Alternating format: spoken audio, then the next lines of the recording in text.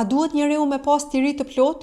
Përgjigjja është jo. Kur njeriu t'i jepet liri e plot, pa ligje, pa rregulla, nuk bëhet më i mirë, bëhet më i rrezikshëm. Në vitin 1974, artistja Marina Abramović qëndroi pa lëvizur për 6 orë, nga ora 20 deri në ora 2 të mëngjesit në skenë, ndërsa publiku t'i dha e drejta të bënte çfarë të donte me të. Ajo kishte kërkuar që shfaqja të mos ndërpritej për asnjë arsye, pavarësisht se çfarë ndodh në skenë. Në tryezën e saj ishin 72 sende të ndryshme. Disa të bukura si një trëndafil, sapun, pend, krehër, shami e tjerë. Kishte edhe gjëra tjera të frikshme dhe lënduese, siç ishin gërshërët, thika, kamxhiku, pistoleta, pranga hekuri dhe të tjera. Audienca në fillim ishin të sjellshëm, pastaj u kthye në të dhunshëm, sepse kur nuk ka ligj, del në pa natyrshmëria e vërtetë e njeriut. Njeriu nuk mund të funksionojë pa rregulla. Liria pa kufi është rrugë drejt shkatrimit. Liria pa kufi, megjithse tingëllon njohshse, mund të sjellë ndjesi ankthi,